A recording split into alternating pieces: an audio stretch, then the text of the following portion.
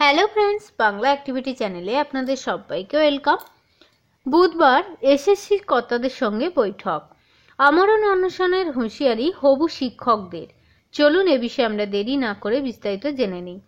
এবার চাকরির দাবিতে আমরণ অনশনের হুঁশিয়ারি দিলেন চাকরি প্রার্থীরা। শিক্ষক পদের নিয়োগের দাবিতে গান্ধী মূর্তির পাদদেশে আন্দোলন চালাচ্ছেন চাকরি প্রার্থীরা। ধর্ণা মঞ্চের টানা 1072 দিন কেটে গেলেও নবম থেকে দ্বাদশের চাকরি প্রার্থীদের কিন্তু চাকরির কোনো রকম সুরাহা মেলেনি। বারে বারে প্রতিশ্রুতি পেলেও নিয়োগ এখনো অধরা।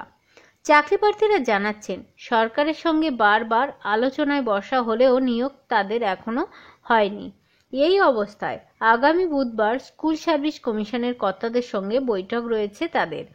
ওই বৈঠকের দিকেই তাকিয়ে রয়েছেন বহু চাকরি প্রার্থীরা। এই বৈঠকের পরে সদর্থক পদক্ষেপ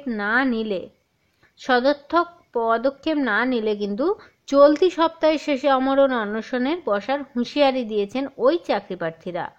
তারা জানান, ডিসেম্বরে বিকাশ ভবনে কর্তাদের সঙ্গে তাদের বৈঠক হয়। শিক্ষা দপ্তরের কর্তারা সেক্ষেত্রে জানিয়েছিলেন যে 1 ফেব্রুয়ারির মধ্যে আইনি প্রক্রিয়া মেনে সদর্থক কিন্তু তারা কিছু পদক্ষেপ নেবে। এক আন্দোলনকারী অভিষেক সেন বলেন, আমাদের নিয়োগ কোনো আইনি জটিলতা নেই তাদের আইনে, তবু আইনি কেন জটিলতার দোহাই দিয়ে নিয়োগ দেরি করছে সরকার? শুধু সুপারনিউমেরারি এবং 2179টি পদই নয়, মেরিট লিস্ট এবং ওয়েটিং লিস্ট মিলিয়ে মোট 5578 জন চাকরি প্রার্থীকেই নিয়োগ দিতে হবে। তবে এই বিষয়ে শিক্ষা দপ্তরের এক কর্তার কথায় আইনি জটিলতা নেই, এই কথা ঠিক নয়। সরকার সব সময়ে নিয়োগের বিষয়ে আন্তরিক। দেখা যাক কতটা কি সুরাহা হয়।